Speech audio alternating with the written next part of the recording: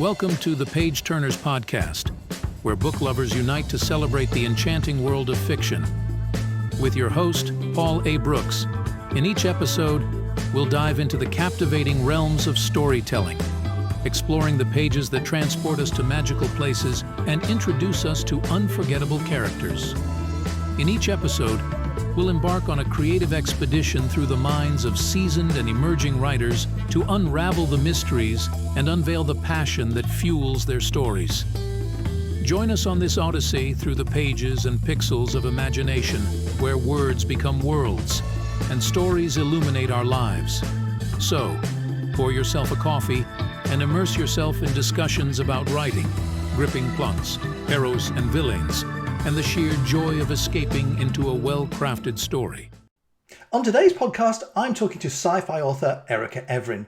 Her debut novel, Mission of the Roark, the first in her Archarian series, received 5-star reviews on Amazon and on Goodreads. And the second in her series, Echoes of Destiny, is just as popular. This is the fantastic Ericka Evren. Hi, Ericka, and welcome to the podcast. Thank you so much for coming. It's a real pleasure to meet you. I mean, we've been emailing backwards and forwards for some time, trying to sort of make this arrangement, which is great. Now, you're in Alberta, Canada. That's right, isn't it? That's correct. Alberta, Canada. Yep. Yeah, that's really good. So, and we sort of said earlier on about this time shift that we have, and I said then that as sci-fi writers, it's okay for a time shift to happen in the books, but changing from Greenwich Mean Time, GMT, to British summertime, that hour forwards has just totally thrown me. I don't know where I am. And of course, in the autumn, we go back again. So yes, exactly. it really just throws things right out.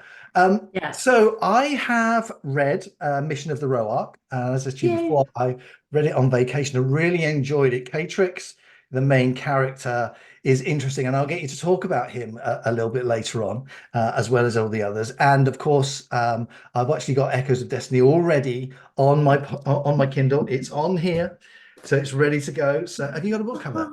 There it is. There's Echoes. That's really good. Mission of the Roark. They're really nice. You know, I'm gonna ask you about those a little bit later on because I really like those. Awesome, thank you. Yeah. So we'll talk about the design aspect of those a little bit later on. For sure. So before we actually kind of start talking about your books, you work full time, don't you? I work full time as a preschool teacher. Yeah, I teach 3- and 4-year-olds. Sometimes there's 2-year-olds. Yeah. Wow. So when you talk about time shift, it really changes the kids and their schedules and their moods. Yeah. Sometimes they come in super sleepy or super grumpy, and it's just it's a whole thing. So, So do they know that you've written books? I try and keep that part of my life separate from my personal life. So Ericka Evren is actually not my real name. Ericka is my real name, but Evren is a pen name. So. Yeah. Okay. That's good. I think that's not a bad idea. You know, I mean, for me, I write full time, so I just use my full name anyway. So that's right. But that's synonymous. That's an advantage if you can do that. But for sure. No, that's great. And it's nice that you work with the little ones as well. I suppose thing. So when you get home, I'm assuming you write as soon as you get home. Aren't you just absolutely shattered from a day of looking after 2- to 4-year-olds? Oh yeah, and they can be quite a bit. Some days are better than others, depending on the kids, I guess. But I try and come home and kind of like reset. I'll sit down, decompress, have a cup of coffee, and there's like, okay, I have this amount I want to get written. Let's try and do that. And I just do my best every day, and something every day is better than nothing at all. So yeah, absolutely. So when you're writing, and I think when you were off camera, we said that, and you said you're focused on your work, because I asked you whether or not ideas pop into your head when you've got the kids, and it is good that you're solely focused on very hands-on. Absolutely, yeah, I can imagine. So when you get home, do you have a kind of a writing routine to make sure that you get the story down in a reasonable amount of time? So do you have a routine that you work to? Yes and no. I'm very gracious with myself and also the creative process. When those words come out, I want them to be authentic. I want them to be those characters. I want them to be real. If I'm not feeling it, the reader's not going to feel it. Yeah. So if I'm forcing myself to write and I'm like deviating, I'm looking at my phone or I'm doing such and such, then I know it's not, I don't want to be there. So I'll try and be productive in a different area of my life. But for routine, I kind of, sometimes I do force myself to sit down because sometimes I'm just trying to procrastinate and like, oh, I don't feel like it. It's like, no, just sit down and try. Sometimes we just have to sit down and try. Yeah. And then after that, if nothing comes and I'm really just sitting there and not doing anything, I'll remove myself Yeah. and do something else, right? Absolutely. Oh, and almost you got to kind of forgive yourself, haven't you, really? Because do. As an author, I'm the same. I'm assuming that I've read and heard so many times that you should sit in front and you should write every day and you should get words down every single. And sometimes as you said quite rightly, when you're not feeling it, you can't. And if you force it, that comes out on the page. Right. You can see it, can't you? And I have done that, and I've sat and I've reread what I wrote the previous day, perhaps. And if it has been a day where I thought, I should write today, and I have written some words, I've got to rewrite that whole section usually because it's just awful. Same. I don't write horror, but when I force it, it is horrible writing. So, I like that. So I know, and I think you've got to forgive yourself, You do. which is fine. So how long did it take you to write your first book, which because I think you said before, Mission of the Roark isn't your first one, is it? Well, it's first in the series, but I didn't write it first. So Mission of the Roark was like, I was temporarily laid off work when COVID hit because I was in childcare. Sure. And so I just challenged myself, like, okay, let's see if I can write it in 30 days. So I did that. But it started out as a need to begin K-Trick's story. So I did write Echoes of Destiny first. When I was a kid. And then as an adult, I was like, okay, I need to rewrite it, make it something that's unique. And then I realized I didn't have a beginning story for K-Trix. So that's where Mission of Aurora came. Right. I really love the covers. Can you hold them up again? So for sure. Yeah. Sorry, I'm being greedy here and working them to myself. That's right. I'm going to ask you about the covers a little bit later on because they're really nice. I really like the way and it's really easy to understand what the story is about, which is great. Look at that. Okay. Fantastic. Thank you. And Echoes of Destiny, that's that one. Because when they're on the Kindle, it's kind of black and white, and it's it's not the same. You don't get the nice cover colors and get to hold them, right? Yeah. No, exactly. So you wrote Mission of the Roark in 30 days, is that right? You wrote that in 30 days? Yeah, the first rough draft, it was 30 days, and then after that, it took me about 2 years to like finalize, edit, and get it published. So, apologize, my kitty cat's paying attention. I have 2 of those. No, that's good. So, would you say then, as you wrote it so quickly, are you a plotter or a pantser? Did it just sort of fall out of you onto the page, onto the screen? So I had an idea of how I wanted K-Trick's story to start for a while. It's kind of been brewing in my head. And then when I started writing it, definitely a pantser. Like I like that idea of not knowing what comes next. And it keeps me into the story and it keeps the readers intrigued in the story. And I listened to music while I wrote it. So maybe that's why it's so fast paced. But definitely like pulling on that thread, as Stephen King says, and just seeing what's on the other end. So definitely a pantser. Sometimes when I have an idea, I'll jot it down. So maybe /architect /plotter, pantser. Yeah. Yeah, I think we're all on that spectrum somewhere, aren't we? Plotter and pantser. I mean, I've got notebook. I've got 2 notebooks now. I've got a whiteboard behind me. And all the time. Yeah, and I write lots of notes like you, but very few of them actually make it into the story. But 100%. It's like a what if. Yeah, exactly. So so I've written a lot, but it's like, well, that doesn't quite fit. And then of course, as a pantser, you're writing, and then this idea will pop into your mind. All of a sudden, you go off on a bit of a tangent, and the story comes back round in a different way, which is a really nice thing to do. So okay. So you're kind of, I would say, more pantser end than plotter end. For sure. If I get stuck, like if I'm pantsing and I get stuck, then I'll go and write a bunch of notes. Okay, what can happen next? And then I kind of sift through those and see what's gonna fit. And then let's go with this direction. And then Oh, what a good idea! I hadn't thought about doing that. Well, yeah, that's a good idea. So you kind of bullet point where it may go, perhaps, and then kind of like what I want to have happen, and then what's really important for the scene, and then see if that happens. And another way too, if I get stuck, is I do an inside outline. So it's kind of like you take your chapter, break it down, and like okay, this is happening for this reason. And because of that, now then the next chapter, this is happening because of what happened in the previous chapter. So it kind of Yeah. really breaks it down, and it really helps me focus on the direction of the story that I want. And yeah, so different things that you pick up. I think every writer's got a different writing schedule, or like a ways to get their creative ideas out. Like I definitely float around all of those, like plant. Oh, wow, I can't even talk. Cancer and plotter. Yeah. Plotter and planter. I think that's a great idea. I spoke to Kayla DeMar a couple of 3 months back now on the podcast, and when you were talking about getting stuck, she Yeah. uses AI. So Oh, she'll type wow. in, "Can you give me an idea?" And it comes up with a list of different ideas. So hers is a kind of more sort of computer generated, as opposed to writing it down. Right. And I'm the same. I write it down, and I've Mm-hmm. yet to try using something like ChatGPT or Same. Perplexity or whatever it's called. Yeah. Because I don't know about you, but with AI, I'm a little bit wary of it. Same. Probably only because I don't know enough about it, and it's probably completely irrational. I want Um, to be authentic. well, yeah, exactly. Yeah. Yeah, yeah. And that's you're not the first person who said that you want to be authentic as a writer, Yeah. and I'm exactly the same. And I was fascinated because Keela is Italian, so English isn't her first language. So Oh, ChatGPT and that kind of stuff sort of helped her as well, that's good. and particularly to get ideas. That's other than write them down, which like you, I do. It might be a good idea to try that AI thing Yeah. and see. Yeah. I know Is my sister, she tries writing too, and she's working on her novel, and she said she got stuck and she plugged in a little bit and it spit out some stuff. You still have to like take it and write it and make it work, because it's Yeah. just, it's not perfect, but it's for sure ideas. Like, yeah, why not?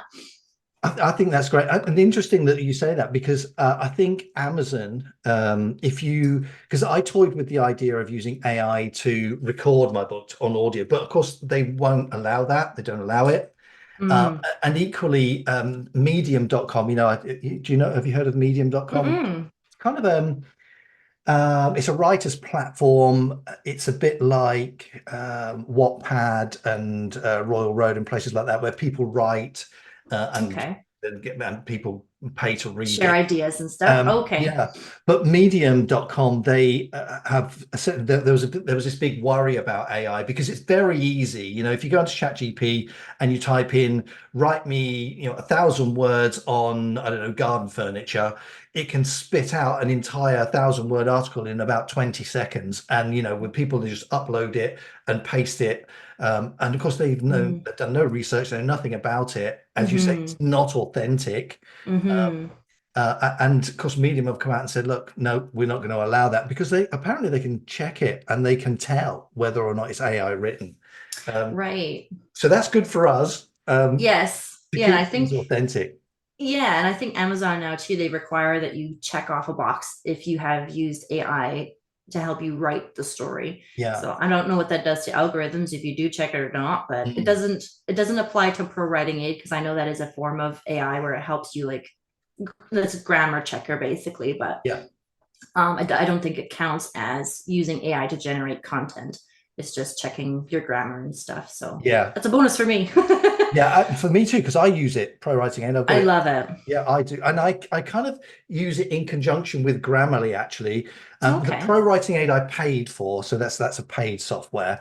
Yeah. But I use the free version of Grammarly, and it gets a little bit frustrating when all of a sudden red lines appear all over the screen. Yeah. Why? Yeah, what is that all about? But so I use that, and that's interesting. So when you write, what software do you use to write your manuscript on? So I use Word.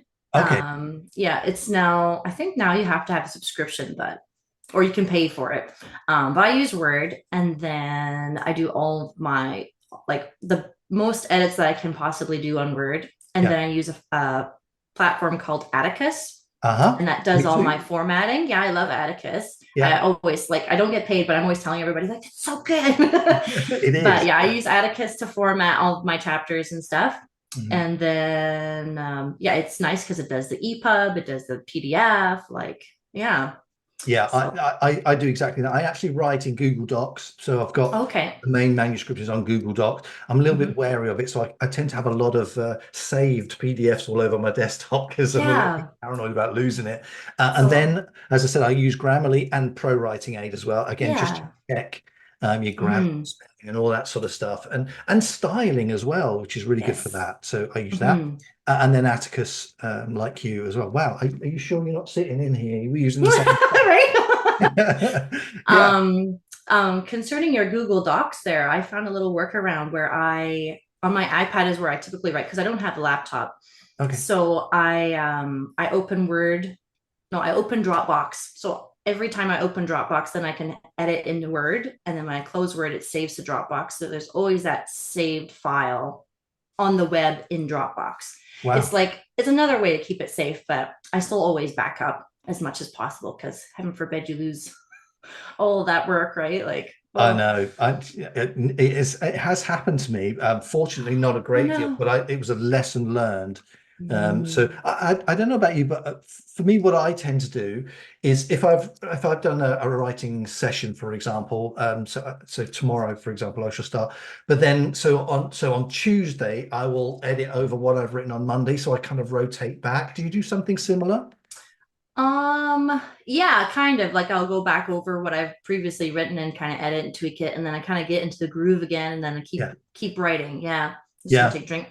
Yeah, no, that's fine. So, some people, again, Nick Snape does this, which I thought was a really great tip, is he writes a sentence at the end of a paragraph or at the end of his session that kind of is the lead in for his next session. So he kind of picks up where he left off. And I think that's a great way of doing it because you immediately Totally. into the flow again. Because I've often, I don't know about you, but I've often sat and sort of pondered for 20, 30 minutes and not written a single word trying to get back to where I was before. Right. So I that I kind think of do that too, like little annotations of I put in little asterisks, like okay, and then after this, Kajik, la la la la la, and then and yeah, then I yeah, close it and save it, and then I come back, say, oh yeah, and then I can kind of pick up. But yeah, yeah, it's a good idea. yeah. I think it really is. Do you have you any parts of your books that you've written that you've really struggled to write? And I have a reason Mm. for asking that, which I'll come to in a moment. But was there any part of the book where,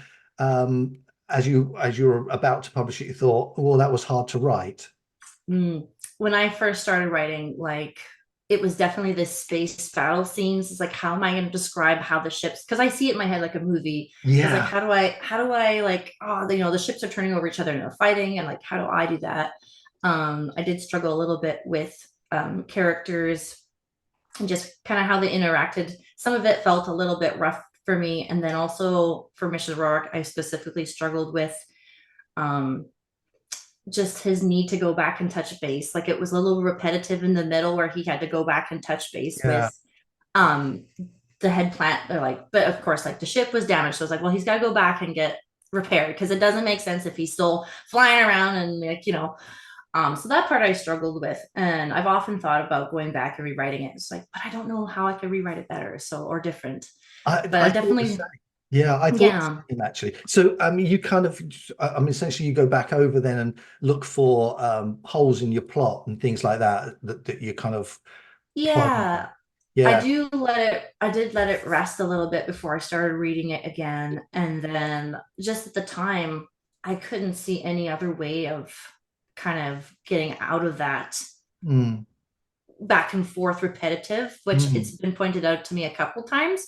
But yeah. then I've had readers just like totally disregard and like, yeah, loved it. Like, when's the next one? And then read the next one and like, okay, when's the third? Like, oh, I haven't started it yet. Like, Yeah, it's taken me all absolutely. my life. Yeah, leave me So, alone for a while. Yeah. exactly. So, Now the reason I ask is because for the last sort of 3 or 4 days, I've been trying to write the back blurb on the back cover. ah, There you go. There it is. Yeah, I knew it. I knew it. Gee, God, when you've written yours, yes. have you kind of worked to a formula, or have you kind of got an idea of Mhm. what you want to get out? How did you do that? Because that it's not a struggle. Struggle's perhaps not the right word. I know what it needs to say, Well, it's hard to write a big book, but now you're trying to ask us to write it into 150 Yeah. words or 200 Yeah. without giving spoilers, but to keep people intrigued. Yeah. I do have a resource here. Let me see if I can find the book. It's awesome. Here it is. So I stumbled across this in oh, my camera's gonna this Authors Unleashed, but he talks about writing blurbs and stuff. This is by Robert Ryan. Yeah. Just writing it down. And then he also has a Facebook group too, where where you can post like your workup blurb, and then it's a bunch of authors and himself, and they'll kind of go through, read it, and critique it. And like, this could be punchier, this could do this, less paragraphs here. They don't write it for you. Some do rewrite it, but they really encourage you to like, okay, this is where you need to tighten it up, or maybe this and this, or they'll ask questions like, I didn't quite understand, or all this stuff. And I found it very helpful. So for sure, that's where I've gone with every time I've written a blurb. I've gone there, and I've always come out with good results. So before I go there though, it's really hard to kind of like make it intriguing. And I always have that, those announcer voices in your head, and la la la la la. I know exactly what you're talking about. Yeah, exactly. Yeah, and I've written it like that, and then I've gone away and come back and read it, and I thought, I have no idea what that's saying. That's actually, it makes no sense whatsoever. But to me, of course, the announcer voice it's that punchy intrigue that the announcer that has the 10 rounds of world championship boxing kind of voice that goes off in my head when I'm trying to, and I think it kind of works. But I think sometimes I'm not sure that it's quite enough for when someone picks the book up to go to read past that first sentence. So I've got that guy's Robert Ryan. I got the note down there. Thank you for that. So I'll have a look. He's awesome. That. Yeah. And then kind of see how we go from there. I mean, essentially, it's got to have a hook, isn't it? So it's got to be the thing that people sort of pick up on and go, oh, okay, I want to know more, and then pull them down to the next sentence. It's almost like, I mean, a previous incarnation before I started writing full time, I worked online and wrote sales letters and sales copy and emails. There you go. Oh, you've got it made. You're set to go. Oh, I wish. Yeah. Yeah. And so when you're writing emails, you're trying to get them to slide down the page. And it's the same sort of idea with writing a blurb. Blurb has got to be kind of a golden thread through it so people can follow it. Exactly. And then I think with a... he talks about that too, like having a hook. And then at the end of each paragraph is another like tidbit that makes them want to read the next paragraph. And then he suggests like 200 to 150 words max. And then, Yeah, because I mean, I read them. I don't know about you, as readers as well. I always read the blurb, always, and it is always this. I wouldn't say it was the entire reason that I would buy the book, but it holds a big sway on as to whether or not I actually press that buy button or not. So it's important. It's important to get it right, and I spend a lot of time on it. I think that's what, but I'm going to use that resource and see if I can speed it up a little bit, because I've actually got it on this screen. I'm not even going to show you. I've got it on this screen here, because I look across and go, oh, I don't like that. But it's funny because it's so much easier for authors to help others write their blurbs, but it's so hard for us to write our own. Like it's so easy to give advice, but to like, but if you want help, I can take a look at it for you and give you some ideas if you want by email or whatever. I don't mind. Excellent. Absolutely. I'll take you up on that for sure. Okay. I've got something already written. It's about 130 words. So that's good. A little bit, but it's kind of in the ballpark of where it needs to be. That's great. Thank you very much. I will send it to you later on. Okay, for sure. It's just a bit more work for you to do. That's okay. So as a writer and as readers, what are you reading at the moment? Are you reading do you stick within the sci-fi genre, or do you read lots of other genres as well? I just bought my first fantasy book in a while yesterday. I think it's another indie author. It's called Ascendant, but I bought it just because it's a dragon on the front. So I was like, this looks good. I'm going to buy it. It was on for 99 cents. So, but typically I try and stay within sci-fi, just because that's the genre I'm trying to cultivate in myself and grow in. And I've always been drawn to it. I've always been interested in it. Thanks to my dad. So I finished All Red Rising. But like I said earlier, like I can't read and also write. Like I have to pick one. So my cat. But it also just takes away from yeah, what I'm doing. But right now I've started a couple, but I'm still stuck in that writing phase. So I'm trying to like read, but it's also like I have to write. So there's a couple authors I've started. Brian Wilson, he wrote The Forsaken Planet, another indie author. I started reading, sorry, Rack by TK Topping, I think her name is. Okay. And that's it's interesting because it's from the aliens perspective when you first start the book. Oh, So I was wow. like, ooh, yeah. So it was really interesting to see how the Yeah. aliens were describing the humans on their planet. So that was cool. But yeah, I tend to stick in the sci-fi genre when I'm reading. So yeah. So as a writer, I don't know about you, because I do this, and it's perhaps not necessarily a good thing. If I'm reading and I'm watching a film or something like this, as a writer, you can almost tell what's going to come next. Yes. Do you find that? Mm-hmm. Do And you, my husband gets so annoyed at me. yeah, I was going to say, do you think that it's kind of annoying, isn't it? Because you know what's happening, Yeah. you can see what's being Yeah. foreshadowed further on or Yes. earlier on, and you know it's Yeah. going to appear a little bit later on. And I've Yeah, and for me too, it's the camera angles and it's like what they're focusing on, it's like, yeah, okay, watch, this person's gonna get pushed in the river in 5, 4, 3, 2, 1, and he's like, stop yeah, it. yeah, I know Uh, exactly. Well, that's, I mean, because I like you, I've tried to sort of stick within the sort of sci-fi genre, certainly for reading, because I love it. It's just, mhm. really enjoy it. Ever since I was, little, I've really sort of enjoyed sci-fi, and I've always sort of had the dreams of, daydream about the what ifs and all that kind of stuff, Yeah. which is great. But recently, I have started to read horror. Um, Oh, okay. so I've started to read those. Do you know what? I didn't own and have never read a Stephen King book until Ooh. this, and I mentioned it to one of my daughters, my middle daughter, and she bought me a couple for Christmas. So they're on the shelf behind me. Oh, So yes. I've got to read it, and I can't remember can't remember what the other one is. Have Anyway, you so heard of? I've got a couple behind me that she got. So I'm Yeah. going to have a look at those, because I want to sort of not just necessarily for the story, but Stephen King is, everyone knows who Stephen King Oh, is, and I kind of yeah. want to sort of back engineer his writing, if you like. Yeah. Have you read his memoir? Yeah, Yeah, it's just good, right? yeah, um, Mm-hmm. just so I can try and sort of understand, I suppose, why he's so popular. Mm-hmm. What makes his writing stand out from everybody else? Um, Yeah. and not that I want to mimic that, but I want to No. understand it, so that there Mm-hmm. always be elements that you can put in your books yourself. Because Yes. as writers, we're always learning. We never, Mm-hmm. people say that there is a book in everyone, um, and maybe there is, but very few of us actually write them because That's right. it's not as easy as it seems, is it? No, it's a lot of dedication. It's a lot of taking time from like your social activity or other hobbies. Like I do painting and sculpting as well, but I Mm. haven't touched those since I've started writing because it's a everyday thing. Yeah. And you kind of want to stay in the character's mindset and in the groove of the story and your direction, right?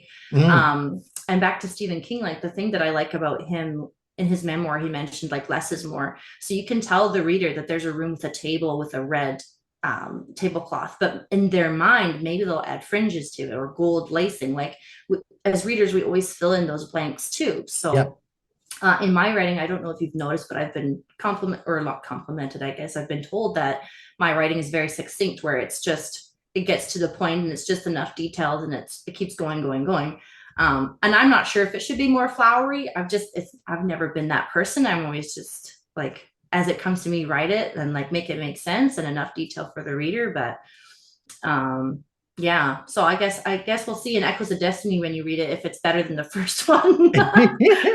Yeah, well, I think you're right about sort of giving the reader just enough to stimulate their imagination, because they do fill in the blanks, don't they? As you said, Mhm. they do kind of add in those extra bits. And I think if you've been and had reviews and complimented on what you've done, then don't change it, stick it. True.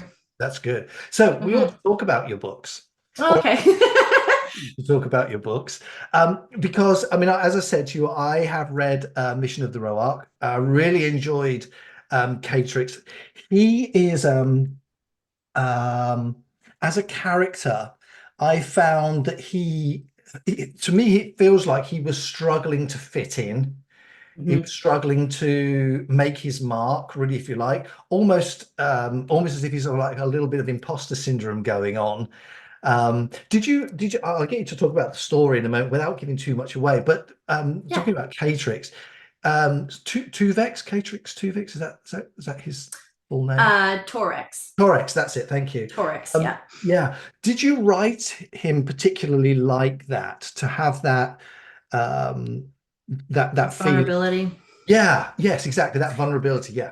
Yeah. So I really wanted readers to connect with Catrix in that sense because he Yeah. is an alien on a different planet in a different galaxy. So I was like, how can I make him still human or approachable or relatable to people nowadays? And I Mm. think the hardest thing that we struggle with as humans is feeling that we belong, feeling that we're a part of something, and we're always trying to make our mark, or you're like, do the best and do our best and fit in and those sorts of things. So yeah, I wanted that for Catrix very much so, but I also wanted him to also, he's that little boy inside of us that we all have, that child that's like dream big and shoot for the stars. And Yeah. unfortunately, when he gets that opportunity, it's not always the best and it doesn't lead to the best results, but we still have lots to discover in the next couple of books that I write when I get to them. So it was really interesting, his thoughts on when he kind of achieved what he'd sort of almost set out to do, but the yeah. way that he got it, he felt almost dissatisfied with it. Mm-hmm. So that's really interesting that it's written like that. So can you give us a bit more of an overview of the story, the Archarian series? Is it Archarian series? It's Archarian. Yeah, you got it. Yeah, that's good. Wow, pronunciation's getting better of these weird I alien know. words, but yeah, that's good. Yeah, could you give So us a little bit of an overview of the story? sure. So in the beginning, for Mission of the Roark, it started out as a beginning story for Catrix, and I really didn't think too much past that. And then Echoes of Destiny, we obviously pick up again with Catrix, and the overall arc, I don't know. These are the questions that I struggle with, because That's as right. a plotter, or pantser rather, I don't know until I pull that string through the hole, right? So I know. Yeah. Yeah. but it's a good question, because for the third book, I know we haven't really talked about the second yet, but so the second one, it's a darker theme for sure. It's Right. literally Catrix going through hell. The third book is more relatable in the sense that I think you're the first hearing this, actually. It's kind of like Mission of the Roark's coming back to bite him in the butt. All the Right. decisions that he made in that one, Okay. whether or not he's responsible for those, like he was following orders, it's coming back to haunt him, basically. And it's going to challenge his friendships that he's built in Echoes of Destiny. It's going to challenge his ideas for the future, and it's going to challenge his beliefs, or who he was as Catrix in Mission of the Roark.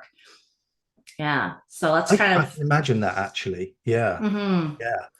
Because I don't know if have you started reading Echoes of Destiny yet? Not yet. No, I haven't. So don't Yeah. spoil it for me. But I won't. I will mention that there's just a bit of a time gap, because I found it necessary in order for the setting of Echoes of Destiny to really have a full effect on him as a character. Some time had to pass. Yeah. So some readers found that a little jarring, but as a writer, like, it's always important for us to stay true to our vision. And some will understand and some won't, but that's okay. Hopefully in the overall, when they read all the books, they understand why that gap was necessary. But yeah, that's all I'll say. Yeah, okay. Well, I was going to say that it kind of makes sense that there's a time gap, though, based on what happens to Catrix at the end of Mission of the Roark. There has to be a time gap. So that makes complete sense to me. I kind of was expecting it, actually, going back to reading it and being a writer, kind of guessing what's going to happen next. Foreshadow. exactly. I kind of had that idea of that's what was going to happen. So I was kind of expecting that. Okay. So I'm happy with that. That's absolutely fine. So I'm really looking forward to starting it. I should be Yay. starting in the next couple of days. So that'll be really good. Awesome. Um, so you mentioned you're writing a third one. Is that right? Yes. I And will be do you starting. Yeah. sorry, say that again. Oh, I'll be starting writing it soon. I'm still kind of, Okay. the ideas and thoughts are still simmering. I have like 20 pages of notes because I've had Echoes of Destiny done for a while. And so I think since 2021, Wow. but I've just published it here 2024. Mhm. So since I wrote the end on that book, I've had ideas of, okay, the direction of where I want Catrix to go in the next story. But yes, I really want to get it written this year, but I'm writing a side project in the same galaxy for a character that I really adore. Her name is Alicia. So you'll meet her in Echoes of Destiny. And it's funny because I started writing this as like, okay, it'll be a magnet. It's just going to be a tiny little book to get people to like want like to try my writing and to join my newsletter or whatever. Yeah. It never happens. It always turns into a full-fledged novel.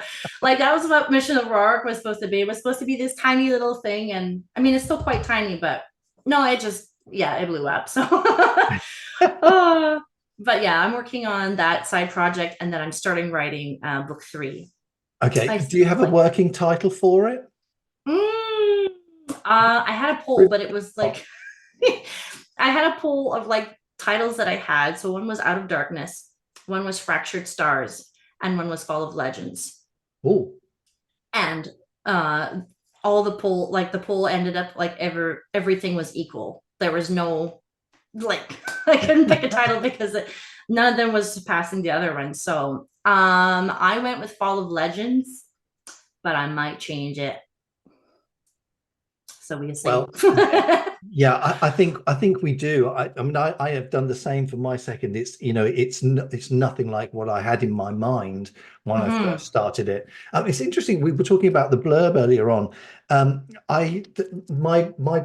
The story has actually changed slightly because the blurb has given me a slight angle that I might want to explore a little bit more, which I think it will actually, which is quite interesting, because it will lead into the next book, into the next story as well. It's that that passing shot that you leave people with at the end of the blurb, just think, oh, okay. So there's kind of that. Anyway, you'll read it when I send it to you, but yes, I'm really excited. So it's kind of, and that sort of come to me in the last couple of days. So it's really interesting that how the blurb has changed the story. But often people will write the blurb whilst they're writing the story.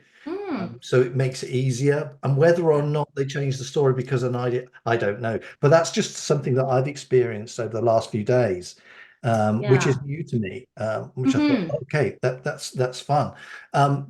Okay, so with a working title that you've got, I shall look. Have you got an idea of when you want to put that out? You say you're going to write it over the course of this year or so?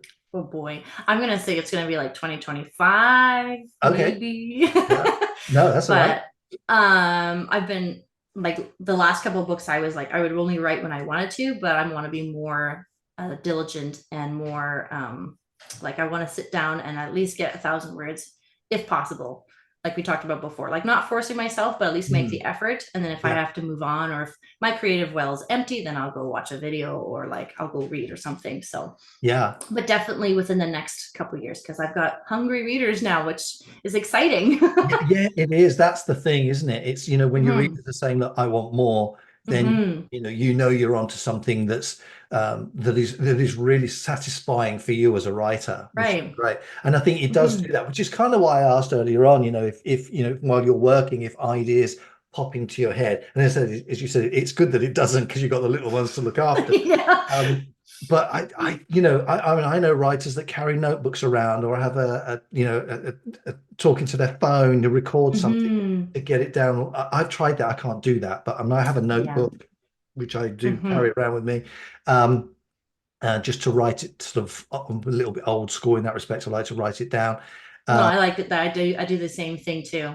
But I think now you've got some sort of success with some and building up your readership, they are going to want more, and it kind of it makes the writing process more enjoyable. I think your It story does. becomes more has more of a flow to it because you're now Hmm. more immersed in your own world. I think that Yeah, you're and now there's and an audience hungry for it too. So now yeah, you can write for your readers, which is a really rewarding thing. Like when you start yeah. with the first one, it's like it's just you and like maybe your significant other or maybe a friend or a sister, right? But Yeah, yeah, it's really cool. And that that's amazing, and it's good that you talk about writing for your readers. You know, we often hear that as writers, but it's hard to do that and understand what that really means unless you've got an audience of readers to mhm, sort of get that from.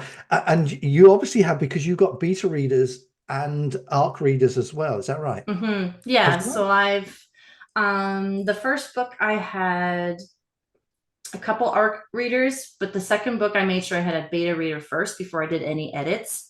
And he gave me some really good pointers. So I highly recommend like alpha readers, beta readers, and then like an editor, obviously, after you do pro writing age, like do as many self edits as you can. Yeah. And then yeah, your ARC readers, they're the last little slice of cake on the top that's perfect. And yeah. Um I do have a team. Whether or not they always are available to do those things, though, it's totally up to them. I just throw it out there, and I've actually had like since posting to Instagram or whatever, I've had people approach me like, "Hey, do you need better readers? Do you need this or that?" And then I'll kind of do like a screen, like, have you read sci-fi before? Who's your favorite author? Because I think if they don't understand the genre and they don't understand the tropes and they don't understand what it's about, they're not going to understand the story or appreciate it as much. I did have one lady, she tried my books and I really appreciate her taking the time to read them. Mm. But it was her first sci-fi, so it was different for her and maybe didn't know what to expect. And so that was, it's a learning curve, right? For everybody. So they learn what they like. I learn what's good to find in a reader and what's going to benefit me as a writer. Mm. So yeah, it's good to have that team though. And they give you back like feedback and encouragement and yeah. So are you always on the lookout for beta readers and ARC readers then? Yeah, so I do have a website, ericaevren.com, and I Mhm. believe I have a form up there that says if you want to be a beta reader, you can join. And then I Yeah. think I also, maybe not ARC reader, I think ARC readers are in my newsletter that comes as a separate offering. Yeah. Yeah. Yeah, Hmm. that's good. I mean, I'll put your website and your social media URLs in the description so people can reach out and make contact with you Yeah, anyway. thank you. So that'll be good. But that's a great idea as well. On my website, I hadn't asked for beta readers or ARC readers, but I'm certainly going to do that Hmm. as well now because as you know the trilogy is growing and I need more people to read it and to get, as you said, because people feedback in a way that you don't expect, or they see Hmm. things very differently to how you've written. And you said earlier on that when you're writing, you're playing it in your mind. And I'm just saying, I have Hmm. this movie going on. But interestingly, when you write, the movie that's in your reader's mind is often quite different to how you see it.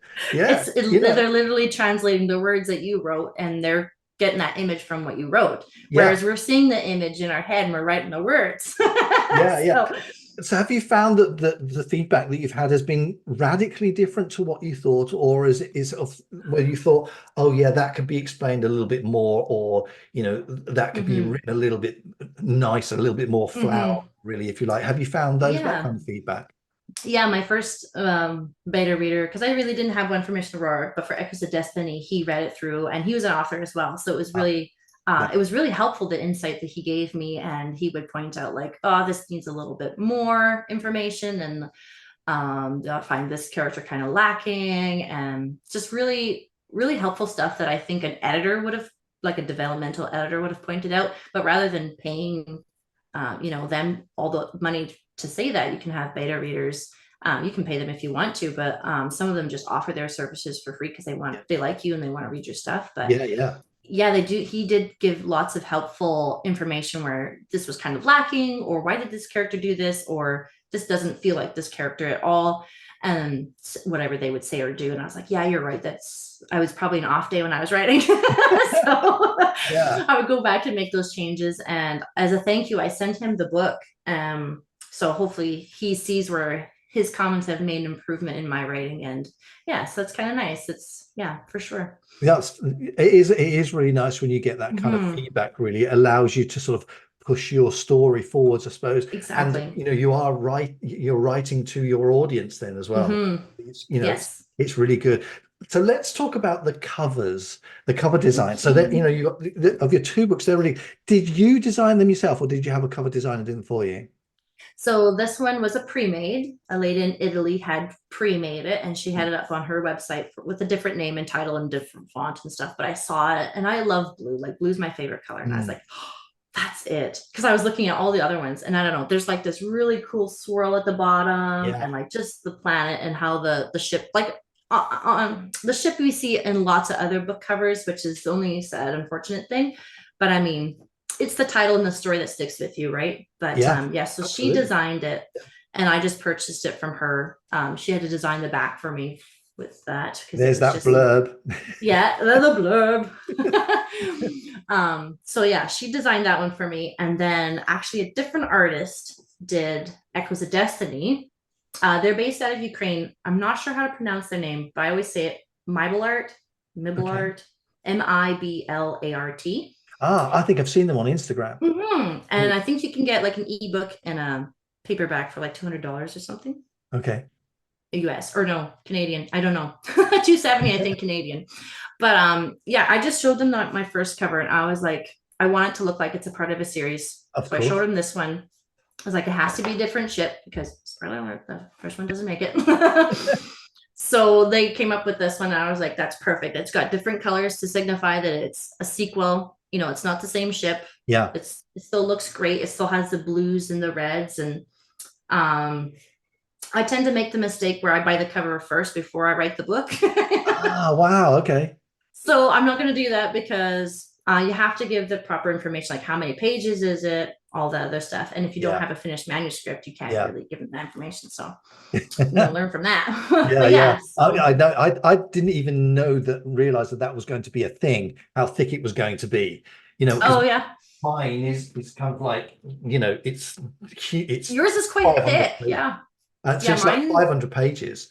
Mine are babies. And the next one is almost 600 pages. Yeah. So wow. I know mine are kind of tiny. But I guess too, that also comes in effect. Like for my third book, I'm really taking the reins off. I've been worried about the cost of an editor, worried about my word count, worried about those things.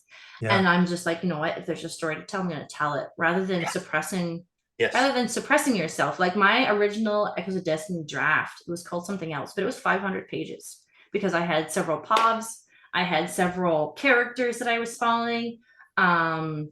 And I mean, I go into two POVs for Echoes of Destiny, which helped with its thickness, and also just to give K-Trix point of view a break and let readers explore the galaxy through other people. But I feel it really helps with the thickness too, when you have different stories that you're tying all together. And it's kind of enjoyable too, to be writing and like foreshadowing, like, oh, this is what this person's thinking, but this guy doesn't know it, and this is what they're planning. And so book 3 is going to be, I hope, maybe a chunk. I don't know. Well, no, but that's good because people often say, how long should a book be in a sci-fi genre? How long should a book be in as a thriller or a horror or romance or something like that? As long as it needs to be. Yeah, do you know what? That's it. The story is as long as it needs to be to tell the story. So I don't worry too much about page count. As I said, the next one, Book of Nine, mine is going to be well over 600 pages, but it does affect, as you said, when you're having the cover design done, the thickness of it to get the pages in on the spine. And I never even thought that was a thing, but it really is. But those covers are lovely, which is really nice. Thank you. So you keep the same sort of idea going through for the series, and you said, and you're quite right that people then can see that it's in the series, which is really nice. It has several themes that tie it all together, right? Yeah, exactly. Now you have some merch as well, don't you? Yeah, I'm waiting on some bookmarks, but I went through the extra effort to get some foil on them. Right. So on Mission of the Roar Arc, I had foil put on where the planet is. Oh, lovely. Okay. So it'll be a bookmark. It'll kind of look like the cover, but it'll Mhm. have that silver foil so that when you angle it, it'll gleam. And Yeah. then I also had one for Echoes of Destiny made. So on this one, I believe I have this planet lined up or outlined and this one. And then there's like some stars in there, but I don't have any on me yet. They're still in the process of printing. I just finalized the deal last week. Yeah. And I'm working on trying to get some stickers and stuff made, but also just teaching myself that takes away from writing, and it's just a whole nother world, digital art. So yeah. Absolutely. Yeah, I know. So are they going to be, are you going to be giving them away with special editions, or how will Ooh. people be able to get them? So I was hoping to put them on my website for those that were interested as a Mhm. way for them to buy them if they wanted to. The stickers, I would like to have some signed paperbacks. I recently released hardcovers of Echoes of Destiny and Mission of the Rourke. Unfortunately for Canada, they're not produced here, so I have to wait for them to come from the States. Right. But people in the States should be able to order them. My cat's trying to get in the desk, sorry. That's all right. And also I'm working on, have you heard of author book plates? No. So they're like a label or a piece of paper that people can get you to sign. Like they'll buy them from your website and then they can put them in their own copy. Because not often do we get to meet, say you're in the UK. So if I wanted a signed author copy, I'd either have to buy it from you direct, or I could buy this plate, which is easier to ship, less money. And then I Right. could stick it in my own copy of my book of yours, right? Yeah. What a good So idea. yeah, book plate. So it's just like a little, oh, here, maybe I can. I saw some other authors doing it and I was like, that's a really good idea. Yeah, I've written that one down too. So that's really good. Yeah, that's nice, because I think it is, if Yeah. someone buys the book, it's nice if there is a kind of a private message, a private thank you message or something like, yeah, there you go. Oh, I don't know if it's gonna show up, but like, Move it back. There you go. It's it. so it's just like my signature. I put a little Yeah. star in there, and then I Yeah. printed them on some labels from like Staples or whatever. Mhm. But it says Ericka Evren, and then my slogan is like creating worlds with words. And I Mhm. just have my website and then my name down there. Oh, That's good. yeah. Focus. And then Yeah. it's like What a great idea. Yeah. mhm. Yeah. So I've had a couple of readers be like, oh, that's awesome, because they're in the States. So they're like, I would love that. So I got to figure out, now it's just the website stuff. Get all that on there. It's a There's so many never hats we ending. have to wear. I know, it's just never ending when you have to do it yourself. Absolutely. Exactly. And Yeah. so where can people buy your books? Are you just Amazon, or are you wide? Where can So people? I'm wide. So you Okay. can buy ebooks from Kobo, Amazon, and Barnes and Noble. Okay. There she is. Ah, there she is. And my paperbacks you can get from Amazon and hopefully eventually from my website. So Okay. yeah. So in the description, I'll put your web address obviously on there as well. So I'm assuming people can go to your website and then they can choose where they want to buy the book from your website. That'd be right. Okay. Yeah. Yeah. I think I'll have to double check and make sure my website has those links, but I'm pretty sure Amazon's linked on there. But yeah, if any preferred bookstore, they'll be able to find them. So that's fantastic. Okay. Yeah. Lovely. Well, listen, thank you so much for coming on today. Yeah, it was nice, Paul. It's been awesome. Yeah, it's been lovely speaking to you, and really nice to meet you finally. Yeah. Emailing. It was nice. It's really good. So stay in touch, because it'd be really interesting in you perhaps coming on again once you've got your next book out. Hopefully it'll be before 2025. That'll be I know. no pressure, of course, but yeah. But that'll be lovely. And listen, thank you so much for coming on. I will leave in the description links to your website and social media so people can get in contact with you. Maybe you apply to be a beta reader or something like that, so you can build up that as well, which would be great. But listen, Ericka, thank you so much for coming on, and hopefully I'll speak to you again soon. Yeah, me too. It was lots of fun. Thank you so much. You're welcome. Thanks. Bye-bye. Bye. Thank you for joining us on another captivating episode of the Page Turnerz podcast. We hope you enjoyed delving into the pages with us, discovering new stories, and revisiting beloved classics. If you're as passionate about books as we are, don't forget to subscribe to our podcast and leave a review. Your feedback keeps us bringing you fascinating discussions, author interviews, and book recommendations. Remember, the adventure never ends when you have a book in hand. Until next time, keep turning those pages and let the magic of storytelling continue to inspire your imagination. Happy reading.